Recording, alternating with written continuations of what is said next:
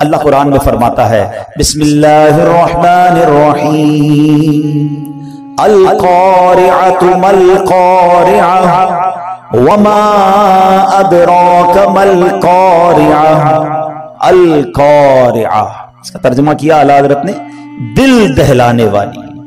مل قارعہ، کیا وہ دل دہلانے والی؟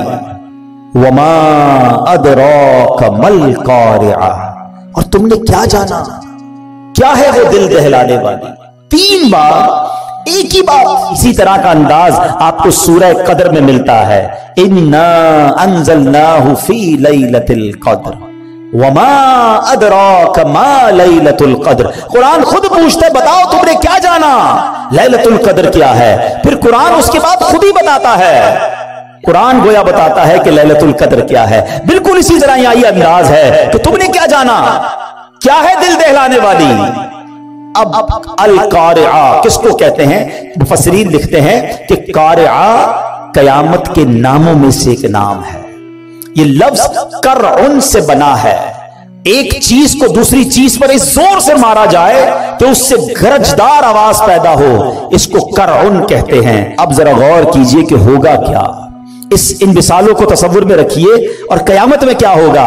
فرمایا تاجر کاروبار میں مصروف ہوں گے، خواتین گھر کے کام کاج میں مصروف ہوں گی، کسان کھیتوں میں مصروف ہوں گے، کوئی کھانا کھا رہا ہوگا، کوئی اپنے دوستوں کے ساتھ باتیں کر رہا ہوگا. اس وقت اچانک ایک زوردار زلزلہ برپا ہوگا، پوری زمین ہل جائے گی، آسمان پھٹ جائیں گے، ستارے بارش کی طرح زمین پر جھڑ پڑیں گے، بلند و بالا پہاڑ ٹوٹ جائیں گے، بڑے بڑے سیارے آپس میں ٹکرا کر ریزہ ریزہ ہو جائیں گے. ذرا تصور تو کیجئے وہ کیسا ہولناک دھماکہ ہوگا. قرآن کیا کہتا ہے سنو، بے شک قیامت کا زلزلہ بہت بڑی چیز ہے. جس دن تم اسے دیکھو گے تو حالت یہ ہوگی کہ ہر دودھ پلانے والی اپنے دودھ پیتے بچے کو بھول جائے گی. ماں دودھ پیتے بچے کو بھول جائے، اتنی گھبراہٹ ہوگی. ہر حمل والی اپنا حمل ڈال دے گی، جس کا حمل ہوگا نا پریگننٹ ہوگی، اس کا حمل گر جائے گا. اتنا خطرناک وہ خوف ہوگا. فرمایا تو لوگوں کو دیکھے گا جیسے نشے میں ہیں، حالانکہ وہ نشے میں نہیں ہوں گے. بدحواسی ہوگی، گھبراہٹ ہوگی. یہ قیامت کا سینیریو ہے، یہ قیامت کا حال ہوگا. یہ ہے قارعہ. جبھی قرآن کہتا ہے وما ادراک مل قارعہ، تم نے کیا جانا، تمہیں کیا معلوم قارعہ کیا ہے. اب قرآن بتا رہا ہے ہوگا کیا. سنو اس دن سینیریو کیا ہوگا، گھبراہٹ کیسی ہوگی. یوم یکون الناس کالفراش المبثوث. قرآن کہتا ہے جس دن آدمی پھیلے ہوئے پروانوں کی طرح ہوں گے. اب قرآن اگلی آیت میں کہتا ہے وَتَكُونُ الْجِبَالُ كَالْعِهْنِ الْمَنْفُوشِ. اللہ فرماتا ہے جب قیامت کا زلزلہ آئے گا نا تو یہ پہاڑ پتہ ہے کیسے ہو جائیں گے. وَتَكُونُ الْجِبَالُ كَالْعِهْنِ الْمَنْفُوشِ کہ کہا پہاڑ رنگ برنگی دھنکی ہوئی اون کی طرح ہو جائیں گے. قرآن کہتا ہے جیسے یہ روئی اڑتی ہے نا ایسے پہاڑ اڑ رہے ہوں گے. صرف 2 آیتوں میں ہمارے سامنے قیامت کا نقشہ آ گیا. مگر سنو اتنے خطرناک ماحول میں ہم سب سے سوال کیے جائیں گے. 1-2 دن کے لیے نہیں، پوری زندگی کا حساب بھی اسی حالت میں دینا ہوگا. آقا علیہ الصلوۃ والسلام فرماتے ہیں بے شک اللہ پاک نے زمین و آسمان بنانے کے بعد سور کو بنایا اور حضرت اسرافیل علیہ الصلوۃ والسلام کو عطا فرما دیا. ہم نے یہ بچپن سے سنا ہے کہ حضرت اسرافیل سور پھونکیں گے. آج ڈیٹیل میں سن لو وہ سور ہے کیا اور وہ کتنا بڑا ہے. تو حضرت اسرافیل کے بارے میں نبی پاک فرماتے ہیں کہ حضرت اسرافیل سور کو اپنے منہ میں لیے ہوئے ہیں اور عرش الہی کی طرف دیکھ رہے ہیں کہ اور انتظار میں ہیں کہ سور پھونکنے کا کب حکم دیا جاتا ہے. یعنی وہ ریڈی بیٹھے ہیں، تیار ہیں، جب رب کی طرف سے حکم آنا ہے حضرت اسرافیل نے سور پھونک دینی ہے. حضرت ابو ہریرہ فرماتے ہیں میں نے عرض کی یا رسول اللہ صلی اللہ علیہ وسلم یہ سور ہے کیا؟ تو آقا نے فرمایا ایک نورانی سینگ ہے. عرض کی گئی حضور کتنا بڑا ہے؟ فرمایا بہت بڑا ہے. اس ذات کی قسم جس کے قبضے میں میری جان ہے سور کا دائرہ زمین و آسمان کی چوڑائی جیسا ہے. اور حضرت اسرافیل کو اللہ کریم 3 بار سور پھونکنے کا حکم فرمائے گا. یہ سور 3 بار پھونکا جائے گا، یاد رکھیے گا۔ نمبر 1، پہلی بار نفخہ فزع یعنی گھبراہٹ کی پھونک ہوگی۔ دوسری بار نفخہ صعق یعنی موت کی پھونک ہوگی، اور تیسری نفخہ قیام یعنی موت کے بعد دوبارہ اٹھائے جانے کی وہ پھونک ہوگی۔ یہ 3 بار حضرت اسرافیل جو ہے وہ سور پھونکیں گے۔ فرمایا اللہ پاک حضرت اسرافیل کو جب پہلی بار سور پھونکنے کا حکم دے گا نا، اس کو فرمائے گا انفخ نفخۃ الفزع یعنی گھبراہٹ کی پھونک مارو۔ حضرت اسرافیل علیہ السلام پھونک ماریں گے۔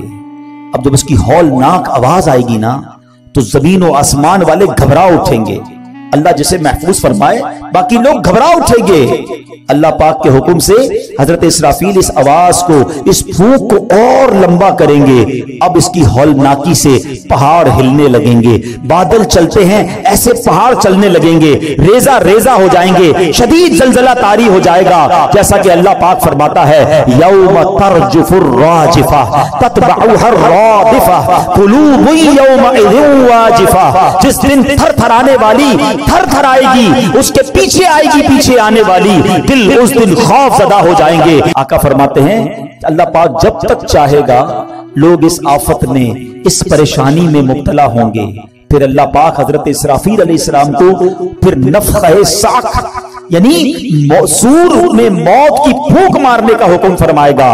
اس بار سور پھونکنے کے بعد آسمان والوں اور زمین والوں پر موت طاری ہو جائے گی۔ اب حضرت ملک الموت اللہ رب العالمین کی بارگاہ میں عرض کریں گے یا رب، آسمان والے اور زمین والے تو سب موت کے گھاٹ اتر چکے، مگر جسے تو نے زندہ رکھا، اللہ پاک جانتا ہے، وہ تو خوب جانتا ہے کون زندہ ہے، فرمائے گا بتاؤ کون کون زندہ ہے۔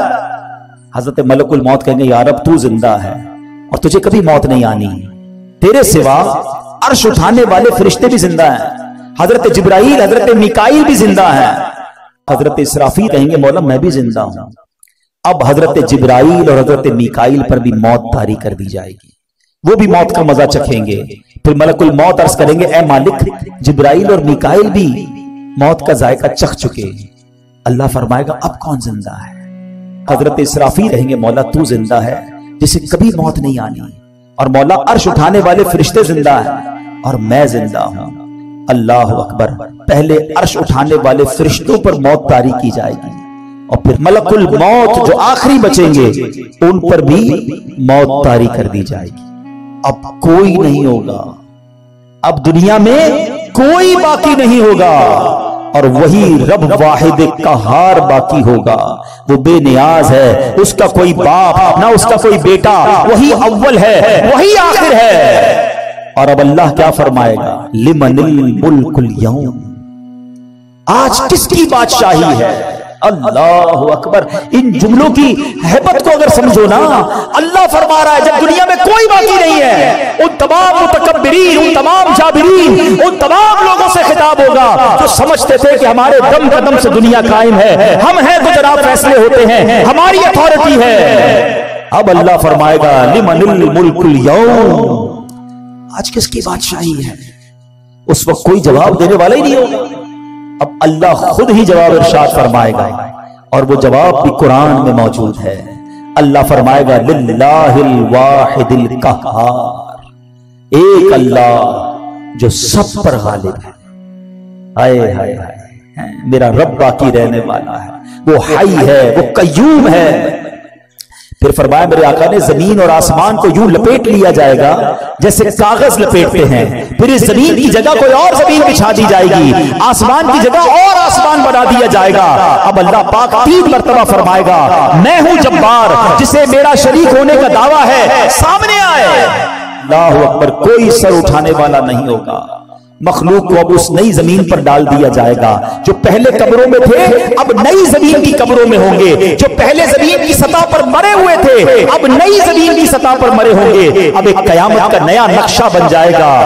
آخری نبی رسول ہاشمی صلی اللہ تعالی علیہ وسلم اپنا پرسوز بیان جاری رکھتے ہوئے مزید فرماتے ہیں، اب اللہ پاک فرمائے گا عرش اٹھانے والے فرشتے زندہ ہو جائیں، وہ فرشتے زندہ ہو جائیں گے، حکم ہوگا جبرائیل اور میکائیل زندہ ہو جائیں، وہ بھی زندہ ہو جائیں گے۔ اب اللہ پاک حضرت اسرافیل کو حکم دے گا مرنے کے بعد اٹھائے جانے والی سور پھونکو، अब हजरत इसराफील तीसरी बार सूर फूकेंगे और उससे तमाम रूहें निकल आएंगी। अल्लाह पाक फरमाएगा मेरी इज्जत और जलाल की कसम, अब सारी रूहें अपने जिस्मों में चली जाएं, तमाम रूहें अपने जिस्मों में चली जाएंगी। अब जमीन खुलेगी और आका फरमाते तुम सब अल्लाह पाक की बारगाह में हाजिर हो जाओगे। और ये बात भी रब कुरान में फरमाता है मुहतिईन इलद्दा यक़ूलुल काफिरून हाज़ा यौमुन असीर, उस बुलाने वाले की तरफ दौड़ते हुए काफिर कहेंगे ये बड़ा सख्त दिन है। ये है कारिआ, अल कारिअतु मल कारिआ, ये है कयामत। अल्लाह अकबर, कयामत 50,000 साल का दिन है। मैदान महशर की गर्मी कैसी होगी कि पहले लोगों के जिस्म से पसीना निकलेगा और 70 गज जमीन में जज्ब होगा और उसके बाद जमीन और पसीना नहीं पी सकेगी, तो फिर ये पसीना ऊपर उठेगा। कोई अपने टखनों तक पसीने में होगा, कोई घुटने तक होगा। कुछ गुनाहगार तो ऐसे होंगे जो अपने ही पसीने में डुबकियां खा रहे होंगे। अब इस कैफियत में क्या होगा? कुरान कहता है उस वक्त सवाल भी कैसा होगा और रिजल्ट क्या आएगा? फअम्मा मन फकुलत मवाज़ीन फहुवा फी ईशतिर रादिया। कुरान कहता है बहरहाल जिसके तराजू भारी होंगे वो तो पसंदीदा जिंदगी में होगा, मजे में होगा। जिसकी नेकियां ज्यादा हो गई, स्केल लगाया जाएगा, वो मजे में होगा। अल्लाह अकबर। और मजे में कहां होगा? वो जन्नत में होगा। कुरान कहता है बहरहाल जिसके तराजू हल्के पड़ जाएंगे उसका ठिकाना हाविया होगा। क्या मालूम वो क्या है? फरमाया एक शोले मारती आग है। जहन्नम अल्लाह पाक के कहरो गजब का मकाम है। जहन्नम की आग निहायत गर्म है। हदीस पाक में आता है ये दुनिया की आग जहन्नम की आग के 70 अज्जा में से एक जुज है। अगर इस दुनियावी आग को पानी से 2 मरतबा ठंडा ना कर दिया गया होता तो तुम इससे फायदा ना उठा सकते। यानी इस आग को हमें ठंडा करके पेश किया गया है।